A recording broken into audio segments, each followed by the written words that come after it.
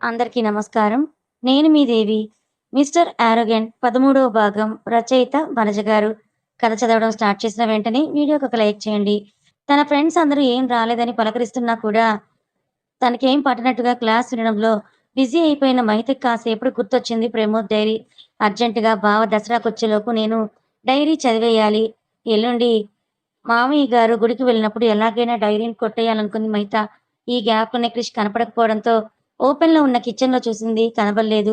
ఇంకెక్కడున్నాడు క్రిష్ గారు అనుకుంటూ వెళ్లి ఒక రూమ్ డోర్ ఓపెన్ చేసింది త్రిపద. అక్కడ కనిపించిన దానికి షాకయిపోయింది త్రిపద. క్రిష్ గారు అంటూ వెళ్లి అతని చేతుల్లోని బాటిల్‌ని లాగేసుకుంది. ఏమైంది క్రిష్ గారు? ఇప్పుడెందుకు మీరు తాగుతున్నారు? అని పదం అడుగుతూ ఉండడంతో నాకు తాగాలి అనిపించింది. తాగుతున్నా. అందుకు నీ పర్మిషన్ కావాలా ఆవకాయ్? అని అడిగాడు. నా పర్మిషన్ ఏమీ అవసరం లేదులే కానీ, ఇప్పుడు ఎందుకు తాగారో అది చెప్పండని క్రిష్ పడబోతూ ఉండడంతో తను ఆసరా ఇచ్చింది త్రిపద. మా అమ్మ గుర్తుకొచ్చింది పదం అన్నాడు క్రిష్. అంతేనా? దానికెందుకు క్రిష్ గారు ఇలా తాగడం? మీ ఇంటికి వెళ్ళి మీ అమ్మని అని అంటున్న పదం మాటల్ని ఆపేశాడు క్రిష్ ఆమె గొంతు పట్టుకొని. ఊపిరందక త్రిపద ఉక్కిరిబిక్కిరి అవుతుంటే చివరి క్షణంలో తను చెయ్యి వదిలేస్తూ ఎవరు చెప్పారు నీకు ఆవిడ నాకు అమ్మని అని ఆవేశంగా అడుగుతూ ఇంకో రూమ్‌లోకి వెళ్ళిపోయాడు క్రిష్. అక్కడ బంగ్లాలో ఉన్న హరిత ఆంటీ గారు క్రిష్ గారికి అమ్మ కాదా అని షాకయ్యి ఆలోచిస్తూ క్రిష్ ఎక్కడున్నాడో అని మళ్ళీ వెతుక్కుంటూ వెళ్ళింది. ఈసారి ఇంకో రూమ్‌లో దొరికిన క్రిష్‌ని చూస్తూ షాకయిపోయింది. ఆ రూమ్‌లో దాదాపుగా 6 అడుగుల ఎత్తుగా ఉన్న ఫోటోలో అందంగా ఉన్న ఒక 25 సంవత్సరాల ఆమె ఫోటో ఉంది. చూడటానికి తను చాలా అందంగా ఉంది ఆమె. క్రిష్ ఆమె ఫోటో వంక అలాగే చూస్తూ ఉంటే త్రిపద వెనక నుంచి క్రిష్ భుజం మీద చెయ్యి వేయడంతో మా అమ్మ తను అని చెప్పాడు పదం కంట్లో. ఒక చుక్క కన్నీటి బొట్టు రాలింది. ఈవిడే మా అమ్మ అని క్రిష్ మళ్ళీ చెప్పడంతో అతని పక్కకు వెళ్ళి మీ అమ్మగారు మీలాగే ఉన్నారు క్రిష్ గారు. అంటే కాదు కాదు. మీరే మీ అమ్మలా చాలా అందంగా ఉన్నారని పదం చెప్పడంతో ఆమె వంకే సీరియస్‌గా చూసి ఆ ఫోటోని చేత్తోనే నిమిరాడు క్రిష్. తన అమ్మని ముట్టుకుంటున్న ఫీల్‌తో. క్రిష్ గారు మీ అమ్మగారికి అసలు ఏం జరిగిందండి? ఎందుకు మీతో లేరు? ఎక్కడైనా ఉన్నారా? అని అడిగింది పదం. అక్కడ త్రిపుర గారి ఫోటోకి దండ కూడా లేకపోవడంతో, మా అమ్మ కూడా నన్ను వదిలి ఎక్కడికి వెళ్ళను అని చెప్పేది. కానీ తను వెళ్ళిపోయిందని ఏటో చూస్తూ క్రిష్ చెప్తూ ఉంటే, ఈసారి ఇంకా షాకయ్యి ఏడవడం త్రిపద వంతయింది. క్రిష్ గారు ఏమంటున్నారు? అని నమ్మలేనట్లుగా తను విన్నది అబద్ధం అవ్వాలని కోరుకుంటూ అడిగింది త్రిపద. నిజం. నాకు 2 ఏళ్ల వయసున్నప్పుడు నన్ను వదిలి వెళ్ళకు అమ్మా అన్నా కూడా వినకుండా వెళ్ళిపోయింది. మళ్ళీ తిరిగి రాలేదని చెప్తూ కళ్ళు మూసుకున్న క్రిష్‌కి కొన్ని దృశ్యాలు సజీవంగా కళ్ళల్లో మెదిలాయి. మరి అంకుల్ గారు అని అన్న త్రిపద క్వెషన్‌కి మా అమ్మ స్థానాన్ని ఇంకొకరికిచ్చేశాడు. నాకీ లోకంలో ఉన్నది మా అమ్మ మాత్రమే. తను నన్ను వదిలి వెళ్ళిపోయింది. ఇంకెవరూ లేరు, రారు అని అరుస్తూ తన చేతిలోని గ్లాస్‌ని విసిరికొట్టాడు క్రిష్. క్రిష్ గారు అంటూ పగలడంతో అతని చేతికి గాజు ముక్కలు ఎగిరిపడటంతో అయిన గాయాన్ని చూసి గాబరాగా అరిచింది త్రిపద. అత్ అని అంటూ ఆంటీ గారు ఎక్కడికి వెళ్ళలేదు క్రిష్ గారు. మీలోనే ఉన్నారు. మీ హ్యాపీనెస్‌లో ఉన్నారు. మీరు సంతోషంగా ఉంటే ఆవిడ ఆత్మ కూడా సంతోషంగా ఉంటుంది. నా మాట నమ్మండి క్రిష్ గారు అని క్రిష్ ముఖాన్ని తన 2 చేతులతో తీసుకొని అతని నుదుటి మీద ముద్దు పెట్టుకుంది త్రిపద. పెట్టుకున్నాక కానీ అర్థం కాలేదు తను ఎందుకలా చేసిందో. కొంచెం గిల్టీగా ఫీలవుతూ పెదవులు దూరం జరిపేస్తూ మీరిక్కడ ఉంటే ఇలాగే బాధపడుతూ ఉంటారు. బయటికి రండి అని అంటూ అతని చెయ్యి పట్టుకుంటే ఆపేసి వద్దు నువ్వు వెళ్ళు. నీ పర్మిషన్ లేకుండా నిన్ను ఇక్కడికి తీసుకొని వచ్చాను. క్యాబ్ బుక్ చేస్తాను. నువ్వు హాస్టల్‌కి వెళ్ళిపో అని అంటూ క్రిష్ చెప్పేసరికి ఎక్కడికి వెళ్ళేది క్రిష్ గారు. మిమ్మల్ని ఇలా వదిలేసి నేను ఎటు వెళ్తాను? ఇప్పుడు నేను హాస్టల్‌కి వెళ్లి చేసే పనులు ఏమీ లేవులెండి అని చెప్తూ క్రిష్ గారు ఈ ఇంట్లో వంటగది లేదా? అబ్బా! చాలా ఆకలిగా ఉంది క్రిష్ గారు అని అంటూ అతన్ని డైవర్ట్ చేయడానికి ట్రై చేసింది. లెఫ్ట్ సైడ్ ఉంటుంది. గ్రాసరీస్ పెద్దగా ఏం లేవు. నీకోసం ఏమైనా ఆర్డర్ చేస్తానని క్రిష్ అంటూ ఉంటే, వద్దు క్రిష్ గారు. నేను బయట ఫుడ్ తినను. ఎంతసేపు గ్రాసరీస్ తెప్పించండి. నిమిషాల్లో నేను చేసేస్తాను అని త్రిపద అంటూ ఉంటే, ఇప్పుడు ఇవన్నీ అవసరమా? ఈ ప్లేస్ సిటీకి చాలా దూరంలో ఉంది. జెప్టో కూడా రాదు. నోరు మూసుకొని హాస్టల్‌కి వెళ్ళిపో అని అంటూ కసిరాడు క్రిష్ బాబు. నేను వెళ్ళిపోతే మీరు ఆ దరిద్రపు మద్యపానాన్ని తాగుతూ అలాగే ఉండిపోతారు కదా! అన్నం తినకుండా అని పదం అంటూ ఉంటే, నాతో నీకెందుకు మిస్ అగ్రహారం అని సర్కాస్టిక్‌గా అడిగాడు క్రిష్. అరే! ఎందుకని అంటారేంటి? మరి నన్నిక్కడికి ఎందుకు తీసుకొనొచ్చారు? తిరుపతి కూడా అంతే అరిచింది. బుద్ధి తక్కువయ్యి రా నిన్ను ఈ హాస్టల్‌లో పడేసొస్తానని క్రిష్ బయటికి వెళ్ళబోతుంటే, అబ్బా! ఆగండి క్రిష్ గారు. ఈ ఇల్లు నాకు చాలా బాగా నచ్చింది అని చెప్పింది చుట్టూ చూస్తూ. ఇది మా అమ్మ తన మనీతో తీసుకొని కట్టించినది. తను నాకు మిగిలించిన లాస్ట్ గిఫ్ట్ అని చెప్పాడు క్రిష్. అలా ఎందుకనుకోవాలి క్రిష్ గారు? మీకు మీ అమ్మగారు తను ఇంకా ఉన్నాను అని చెప్పే జ్ఞాపకం అనుకోవచ్చు కదా! అని పదం అంటూ ఉంటే విని ఇంకేం రెస్పాండ్ ఇవ్వలేదు క్రిష్ బాబు. సరే నేనే అసలు ఏం చేయొచ్చు అని కిచెన్‌లోకి వెళ్ళి చూసొస్తాను ఒకసారి అని చెప్పి కిచెన్‌లోకి వెళ్ళింది ఎక్కడో వెతుక్కుంటూ. పదం పాప. ఎప్పుడు ఆ ఇంటికొచ్చినా నిజంగానే త్రిపుర గారి ప్రెజెన్స్‌ని ఫీల్ అయ్యే క్రిష్ బాబు ఇప్పుడు కూడా అదే పనిలో పడ్డాడు. కిచెన్‌లోకి వెళ్ళిన పదం. అక్కడ గ్రాసరీస్ లేకపోయినా ఉప్పు, పప్పు, బియ్యం, పొట్టి సరుకులు బాగానే ఉండడంతో పెసరపప్పు ఉడకబెట్టి, ఎండుమిర్చి వేసి పప్పు చేసింది. ఇంకా నార్మల్‌గా రైస్ చేసేసింది. దీనికి పట్టిన టైం అరగంట అవ్వడంతో కమ్మని పోపు వాసనకి ఆవకాయ అని వెతుక్కుంటూ వచ్చాడు. బిర్యానీ బాబు. ఏం లేవు కదా! ఏమొండావు మరి? అని బాబు అడగడంతో క్రిష్ గారు మనసుంటే మార్గం ఉండదా? అంతే. ఇది కూడా పప్పు, అన్నం చేశాను. భోజనం చేద్దాం రండి అని పిలిచింది. వద్దు అంటే మళ్ళీ నాన్న యాగి ఏదో ఒకటి చేస్తుందని తెలిసి సైలెంట్‌గా కూర్చున్న క్రిష్ పదం వడ్డిస్తుంటే చాలు అని చెప్పాడు. ఆమె వైపు చూసి అప్పుడు అబ్జర్వ్ చేశాడు క్రిష్ బాబు. ఆ శేఖర్ గాడు తిరుపతి డ్రెస్ లాగినప్పుడు అది భుజం మీద చిరిగి ఇన్నర్ స్ట్రిప్ కూడా కనపడటం, ఆమె తినేంత వరకు సైలెంట్‌గా ఉన్న క్రిష్ పదం అని పిలిచాడు. ప్లేట్స్ తీస్తున్న తిరుపత, ఏంటి క్రిష్ గారు అంటే, ఆ రూమ్ మా అమ్మ యూజ్ చేసుకునేది. నీకేమైనా యూజ్ అవుతుందేమో ఒకసారి చూడు అని చెప్పాడు. బాబుకి పదం సిట్యుయేషన్‌ని ఎలా చెప్పాలో తెలియక.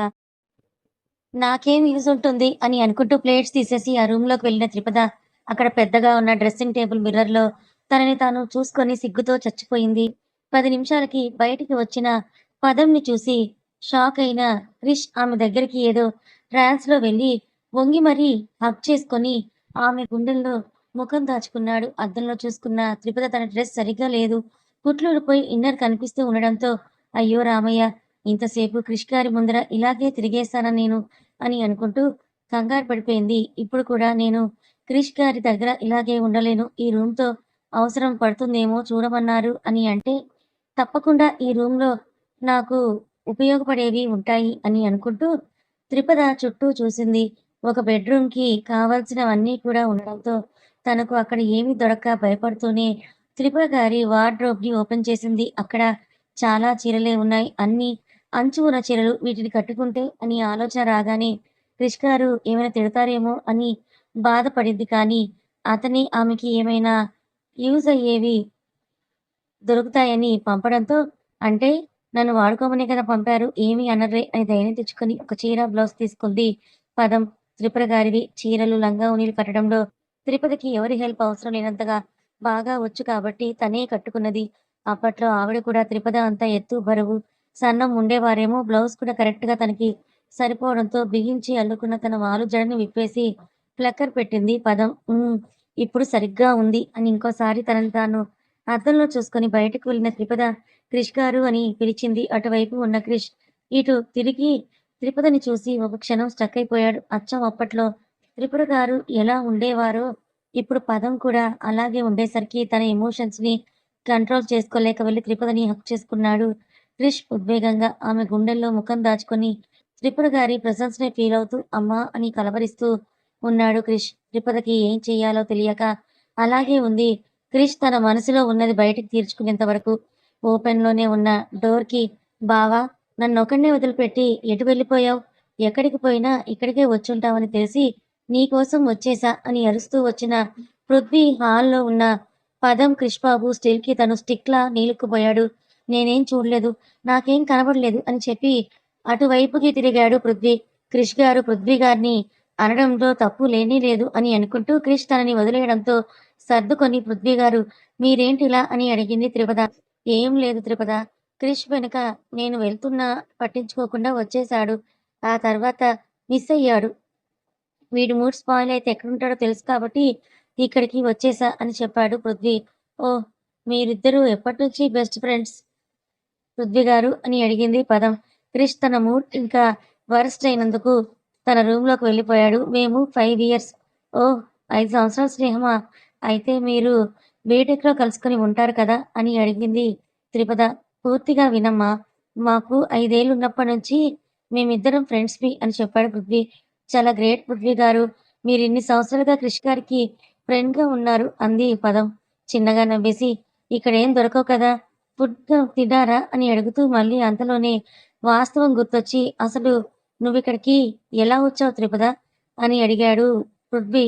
అదా పృథ్వీ గారు అంటూ అతని ముందు సున్నాలు గీసి గీసి చివరగా ఇది జరిగిందని చెప్పి పదం. రేయ్! ఈ డిస్కషన్ ఆపి వెళ్లి తనని డ్రాప్ చేసిరా అని ఇంకో మాటకి తావు లేకుండా లోపలికి వెళ్ళిపోయాడు క్రిష్. బాబుగారు బాగా డిసప్పాయింట్ అయినట్టున్నారు. ఇప్పుడు మళ్ళీ క్రిష్ గారి భావాలు మారడం ఎందుకు? రేపు కాలేజీకి వస్తారు కదా! అప్పుడు చూసుకుందాం అని అంటూ వెళ్లి తన డ్రెస్, బ్యాగ్ తీసుకొనొచ్చింది పదం. పృథ్వీ కూడా ఇంకెక్కువ మాట్లాడించకుండా తిరుపతిని తీసుకుని సిటీలోకొచ్చి హాస్టల్ ముందర డ్రాప్ చేశాడు పృథ్వీ. బైక్‌లో అనుకునేరు కాదు. ఇంటి ముందు ఉండే త్రిపుర గారి కార్‌లో. ఆ రోజు సాయంత్రం హిమ, మహిత ఇద్దరూ కాలేజీ నుంచి ఇంటికి వస్తున్నారు. త్వరలో తమకి ఉండబోయే ఎగ్జామ్స్ గురించి మాట్లాడుకుంటూ ఒసేయ్ మహి! ఇప్పుడు అయినా నోరు తెరవ్వే అని హిమ బతిమలాడటంతో ఊహూ అక్క కోసం ఏదైనా అది అక్కకే. నాకీ ప్రపంచంలో అందరికన్నా మా అక్కంటేనే ఎక్కువ ఇష్టం. తన కోసం నేను ఏమైనా చేస్తానని మహిత అంటూ ఉంటే, మేడం తమరు మర్చిపోయారేమో త్రిపుత అక్కకి కూడా తమరంటే అంతే ఇష్టం. మీరడిగితే ఏది కూడా కాదు అనదు. ఒక్కసారి ఆలోచించు మహి అని చెప్పి తన ఇల్లు రావడంతో ఇంటికి వెళ్ళిపోయింది హిమజ. ఏదో ఆలోచిస్తూ ఇంటికి చేరుకున్న మహితకి గుమ్మంలోనే మాటలు వినిపించడంతో అట్నుంచి అటే పెరట్లోకి వెళ్ళిపోయింది. ఏం శాస్త్రి ఈసారి అయినా మీ మాట నిలబెట్టుకుంటారా? అయినా దసరా ముహూర్తాలకు ప్రమోద్ త్రిపుతల పెళ్లి చేద్దామని నేను నిర్ణయించుకున్నాను అని సుగుణాకర్ శర్మ గారు అనడంతో తల దించుకున్నారు నిత్యానంద శాస్త్రి గారు. చెప్తున్నా శాస్త్రి ఈసారి కనుక ఏదైనా చిన్న తేడా వచ్చినా ఏం చేస్తానో నాకీ తెలియదు అని చెప్పేసి తన ఇంటికి వెళ్ళిపోయాడు ఆయన. ఏదో అనాలి అని నోరు తెరవబోతున్న శ్యామలని శాస్త్రి గారు ఒక చూపు చూడటంతో సైలెంట్ అయ్యి మూతి తిప్పుకొని లోపలికి వెళ్ళిపోయింది. మామయ్య గారు చెప్పినట్లుగా ఇంకొన్ని రోజుల్లోనే ప్రమోద్ బావగారికి, అక్కకి పెళ్లయిపోతుంది అని అనుకుంటూ, అయినా నాకేమైనా తక్కువనా? అక్క అంత కాకపోయినా, అక్క తర్వాత నేను కదా హీరోయిన్‌ని. నాకు ఈ బాలకృష్ణుడి, మాయల కృష్ణుడు దొరక్కపోరు కదా! అని అనుకుంటూ లైట్ తీసుకుందాం అని అనుకుంది.